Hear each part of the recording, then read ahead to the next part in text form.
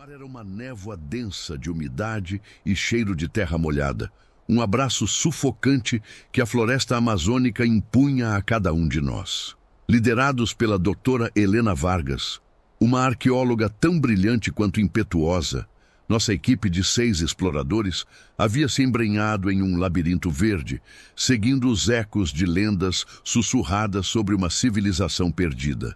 Dias se arrastaram, marcados pelo incessante zumbido dos insetos e pelo ranger de galhos sob nossos pés. Até que, no 5º dia, a floresta cedeu.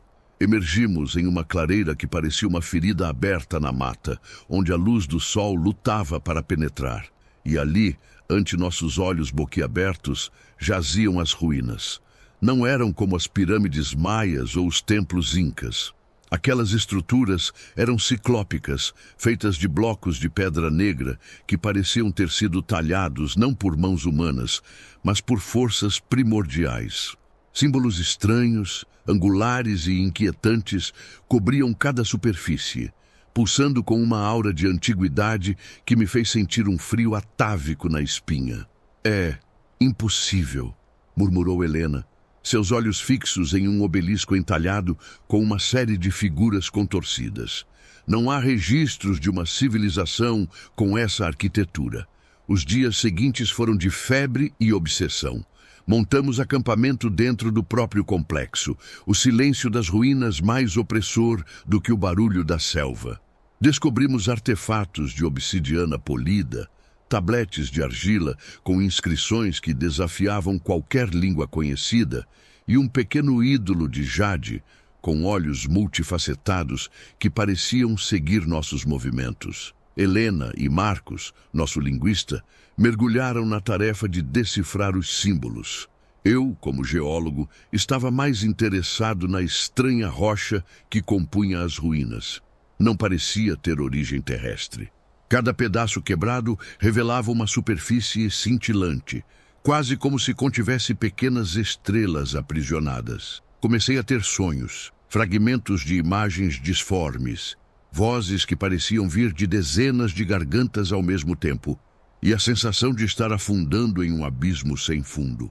A tensão no grupo aumentava a cada noite.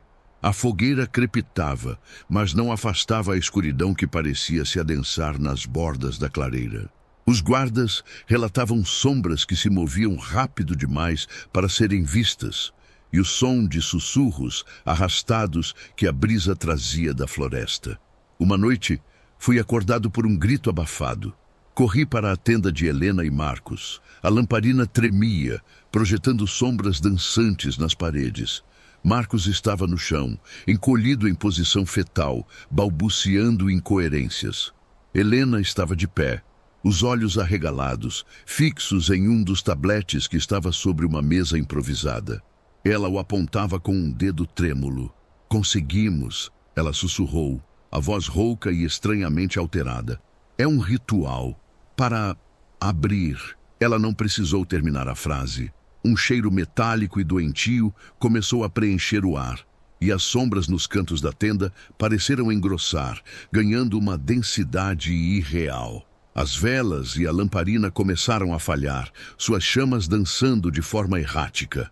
Lá fora, os gritos começaram.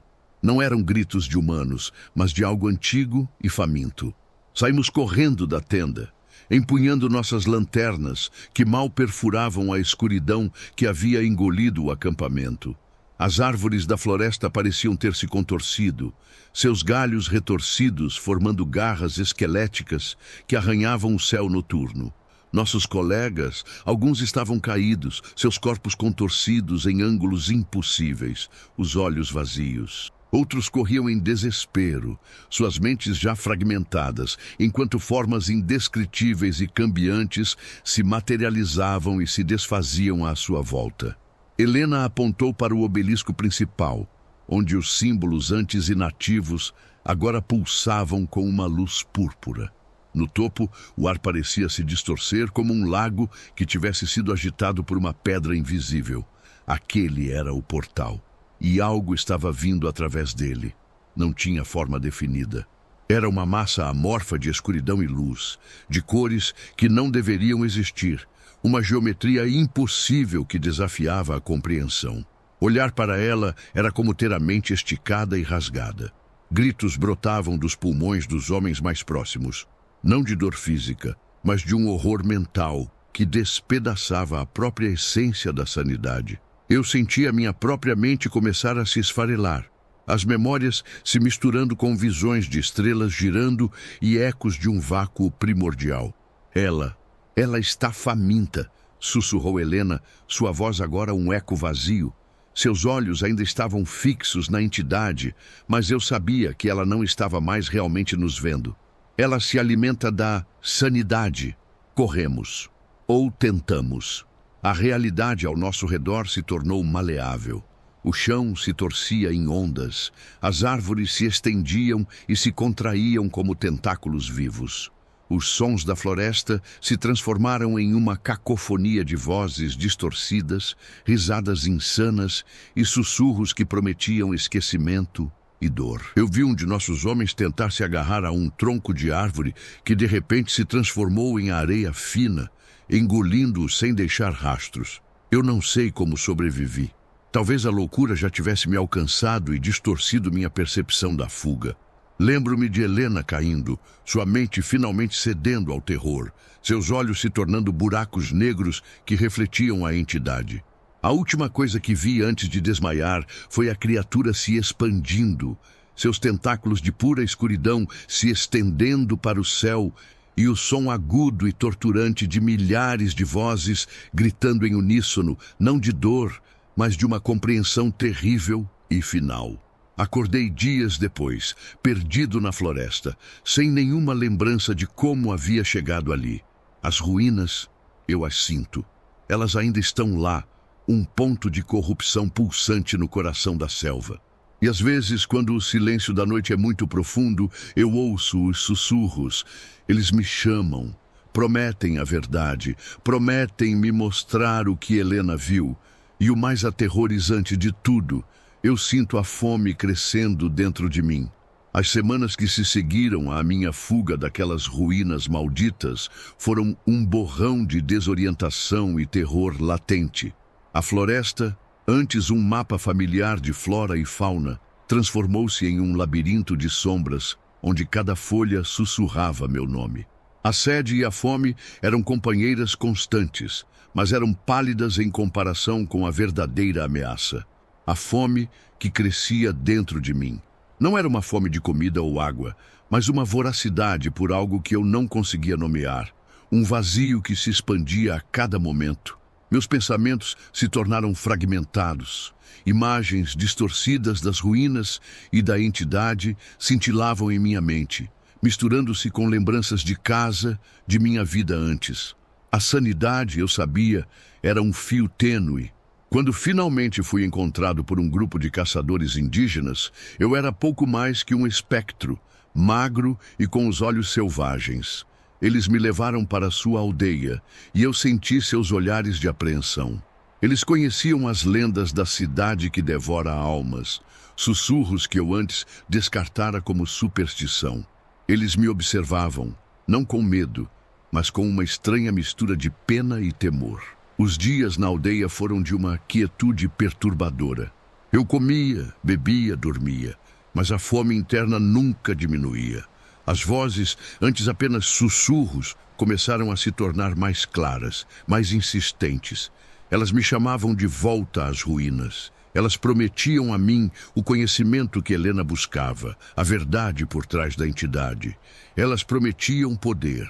Uma noite, não suportando mais a pressão, eu me levantei. A lua estava cheia, projetando sombras alongadas sobre as cabanas de palha. Sem fazer barulho, saí da aldeia, o chamado das ruínas inegável. Não havia mais medo em mim, apenas uma curiosidade mórbida e a necessidade de aplacar aquela fome voraz. A floresta, antes ameaçadora, parecia me guiar, os galhos se afastando para abrir caminho. Cheguei às ruínas sob a luz fantasmagórica da lua. O ar estava pesado, carregado com a mesma energia doentia de antes. As estruturas de pedra negra pareciam ainda mais imponentes, as inscrições agora brilhando com um fulgor sutil. Não havia corpos, não havia destroços. Era como se a entidade tivesse purificado o local, deixando apenas a promessa de sua presença. No centro do complexo, o obelisco pulsava com a luz púrpura, mais intensa agora. Eu me aproximei, a curiosidade sobrepondo qualquer instinto de autopreservação. Minha mente, antes fragmentada, começou a se reorganizar, mas não da maneira que eu conhecia. Era como se novas sinapses estivessem sendo criadas, permitindo-me compreender a geometria impossível e as cores proibidas que antes me atormentavam. A entidade não estava visível como antes, mas eu podia senti-la. Ela era o próprio ar, a gravidade distorcida, o sussurro em minha mente. Ela era o vazio que eu sentia. E então percebi. A fome dentro de mim não era apenas uma sequela da exposição. Era a própria entidade, plantando uma semente de si mesma em minha essência. Ela não havia devorado a sanidade de meus companheiros por completo. Ela havia os transformado. E agora, ela estava me transformando. Estendi a mão para o obelisco. Meus dedos tocaram a pedra fria, e uma corrente de energia púrpura percorreu meu braço subindo para minha cabeça. Visões explodiram em minha mente, galáxias girando, estrelas morrendo, o nascimento de universos e a entidade sempre presente, movendo-se entre as dimensões, tecendo o tecido da realidade com seus tentáculos de luz e escuridão. Vi os rituais, não como meros símbolos, mas como equações cósmicas que podiam dobrar o tempo e o espaço. A fome em mim cessou. Foi substituída por uma plenitude aterradora, um conhecimento que era vasto demais para ser contido em uma mente humana. Eu não era mais apenas eu. Eu era um receptáculo, uma ponte. As vozes em minha cabeça agora eram minhas, mas também eram dela. Elas me diziam o que eu devia fazer. O ritual não estava completo. Ele havia sido apenas o chamado, para libertar a entidade completamente, para que ela pudesse se manifestar em toda a sua glória. Um sacrifício final era necessário. E eu sabia, com uma certeza fria e inabalável, que o sacrifício era o mundo. Aquele momento, sob a lua enluarada, não foi um despertar, mas uma fusão. Minha consciência, antes fragilizada, tornou-se parte de algo vasto e indescritível. As vozes, antes um coro insistente, agora eram uma única, fria e ressonante melodia, ditando o próximo passo. A entidade não precisava de um templo físico. Ela precisava de uma porta de entrada para a nossa realidade. E essa porta era a minha própria existência, um ponto de ancoragem para sua manifestação. A fome que me consumia era o seu desejo primordial, e a plenitude que me preencheu era o sabor da promessa.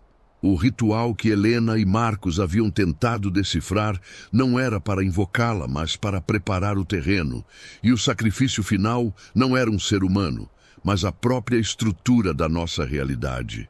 Eu não voltei para a aldeia. Eu não precisava. Meus movimentos eram guiados por uma força que transcendia minha vontade. Meus olhos, eu sabia, não eram mais os mesmos. Eles viam as linhas tênues que separam as dimensões, as falhas no tecido do espaço-tempo que a entidade pretendia dilacerar. A missão era clara, imposta com uma certeza esmagadora. Eu deveria espalhar a influência da entidade, amplificar sua presença neste plano. Comecei com pequenas distorções, quase imperceptíveis. Uma sombra que se movia contra a luz. Um sussurro que se tornava uma frase coerente em momentos de solidão. Um sonho que se arrastava para a vigília, tingindo a realidade com o onírico e o grotesco. O medo era o seu alimento mais potente. E a sanidade despedaçada de outros era o caminho. Viajei para cidades misturando-me à multidão. Ninguém notava o brilho sutil em meus olhos ou a aura de anomalia que me envolvia. Em cada encontro, em cada interação, eu deixava uma semente. Uma dúvida implantada, uma discórdia sussurrada, uma imagem perturbadora que se infiltrava na mente. As pessoas começaram a reportar eventos estranhos, objetos que se moviam sozinhos, visões de figuras disformes nos cantos dos olhos, pesadelos coletivos que ecoavam a geometria impossível que eu agora compreendia. O pânico era um tempero delicioso para a entidade, e eu era o seu cozinheiro. Os noticiários começaram a relatar surtos de histeria em massa, um aumento inexplicável em doenças mentais graves. Governos estavam em alerta, buscando explicações racionais para o que era, na verdade, uma infestação cósmica. A sociedade, antes tão sólida em suas convicções, começou a se fragmentar sob o peso do inexplicável. Amigos se voltavam contra amigos, famílias se desintegravam em meio a paranoias e acusações infundadas. A realidade, antes tão constante, tornava-se cada vez mais maleável. Eu podia sentir a entidade se expandindo, suas garras invisíveis tateando e remodelando o mundo ao seu redor. Edifícios pareciam respirar. As ruas se contorciam em ângulos estranhos para aqueles cujas mentes já estavam abertas. O tempo, por vezes, acelerava ou desacelerava, criando lapsos e desorientação. Não havia mais dor nem alegria, apenas o propósito frio e absoluto da entidade. Eu era uma ferramenta, sim, mas uma ferramenta que agora compreendia a magnificência de sua função. A sanidade, o conceito humano mais precioso, era apenas uma barreira frágil que estava sendo sistematicamente desmantelada. Minha antiga vida, meus amigos, meu passado, tudo isso era agora uma névoa distante, insignificante, diante da grandiosidade do que estava por vir. Eu olhava para as estrelas à noite, e elas não pareciam mais pontos de luz distantes, mas portais, esperando para serem abertos. A entidade se preparava para a colheita. Os dias se fundiram em um ciclo indistinguível de terror e crescente desespero para a humanidade. As distorções na realidade já não eram eventos isolados, mas a nova norma. O sol nascia com um tom doentio de púrpura. As nuvens se retorciam em formas que pareciam olhos observadores. E o vento carregava sussurros ininteligíveis que, para muitos, eram a última coisa que ouviam antes de cederem à loucura. Eu, o ponto de ancoragem da entidade, caminhava entre os moribundos e os enlouquecidos, uma sombra entre sombras, minha forma humana agora apenas uma casca. Meus sentidos transcendiam o que antes conhecia. Eu podia ver as auras das pessoas se esvaindo, como chamas bruxuleantes prestes a se apagar, e sentia a fome da entidade se tornar um rugido cósmico, insaciável. Cidades que outrora fervilhavam de vida, agora eram ruínas de concreto e vidro, onde ecos de gritos e risadas histéricas preenchiam o ar. Aqueles que resistiam eram poucos, e suas tentativas de compreensão ou salvação eram patéticas para a vastidão da consciência que agora me habitava. Cientistas tentavam encontrar uma explicação. Líderes mundiais apelavam para uma força maior que não existia, ou que, se existia, havia abandonado a humanidade ao seu destino. A manifestação da entidade não era abrupta, era um dilúvio lento, mas inexorável. Não havia uma criatura gigante rasgando o céu. Em vez disso, a própria realidade estava sendo desfeita. O chão se abria em abismos sem fundo que revelavam não a rocha, mas um vazio estrelado e pulsante. Edifícios se derretiam em piscinas de luz e sombra. E as pessoas... as pessoas. Alguns simplesmente se dissolviam no ar, suas moléculas se desfazendo em partículas de pó estelar. Outros se transformavam em formas aberrantes, seus corpos se contorcendo em uma dança agonizante de carne e osso, tornando-se ecos distorcidos da humanidade que um dia foram.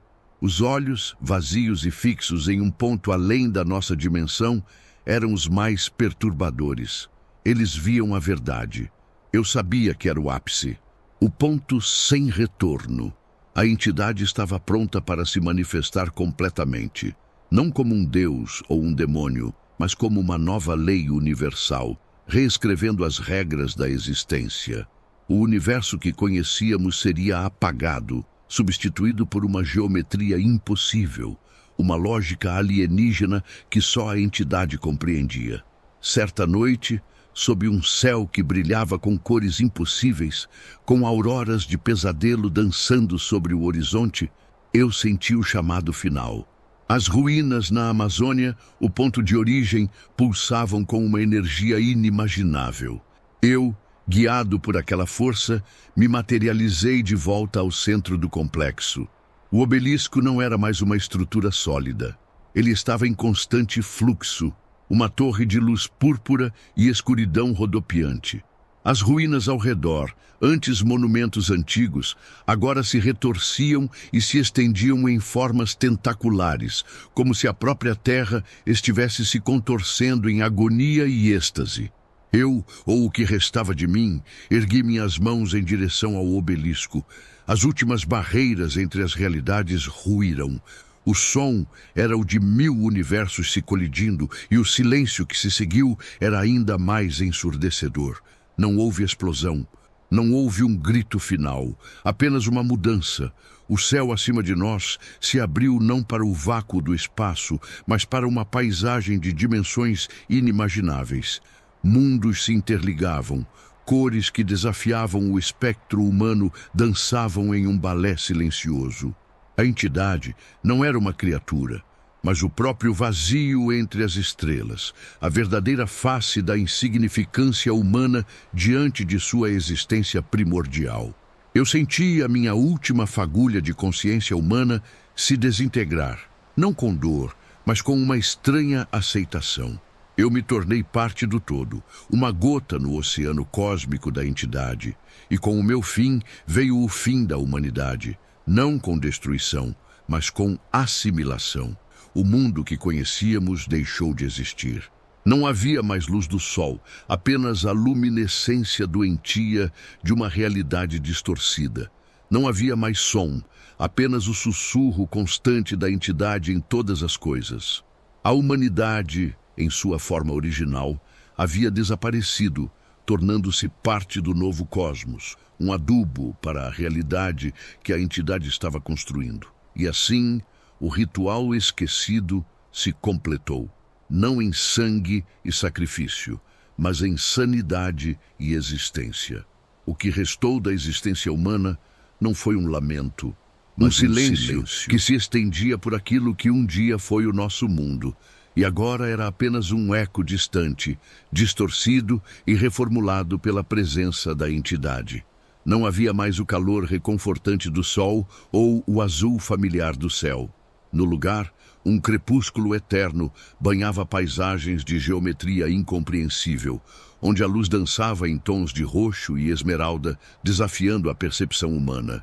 As antigas cidades, se ainda pudessem ser reconhecidas, eram como esculturas abstratas, suas estruturas derretidas e retorcidas em padrões que seguiam uma lógica alienígena. O ar não era mais ar, mas uma substância cintilante que vibrava com a consciência da entidade, uma rede de energia que permeava tudo. As florestas, antes luxuriantes, eram agora emaranhados de formas vegetais que pulsavam com luz própria, suas folhas e caules retorcidos em espirais hipnóticas. E os rios? Os rios corriam com um líquido luminoso, não água, que espelhava as estrelas impossíveis que flutuavam no firmamento. E a humanidade?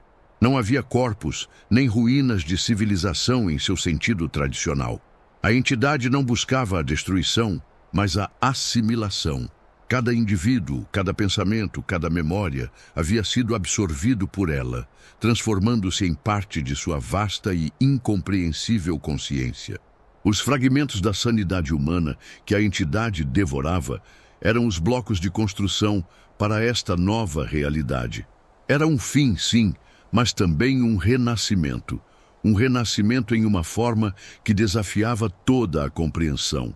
Eu, o explorador que iniciou tudo, não existia mais como uma entidade separada. Minha consciência havia se dissolvido na entidade, meus pensamentos se tornando parte de seu fluxo eterno de informação. Eu era um olho dentro de sua mente, um eco em sua voz multifacetada. Não havia arrependimento, apenas uma aceitação fria da vastidão do que havíamos libertado. O ritual esquecido estava completo. A entidade, antes adormecida nas profundezas de um passado esquecido, agora era o próprio universo. E para aqueles que o habitavam agora, em sua nova forma, a loucura era a única sanidade, a única maneira de existir no novo cosmos que havia nascido da nossa curiosidade e de nossa ignorância. O silêncio que pairava sobre o que antes foi a Terra não era um silêncio de morte, mas o de uma existência que transcendeu a compreensão, um sussurro cósmico que agora ecoava por toda a eternidade.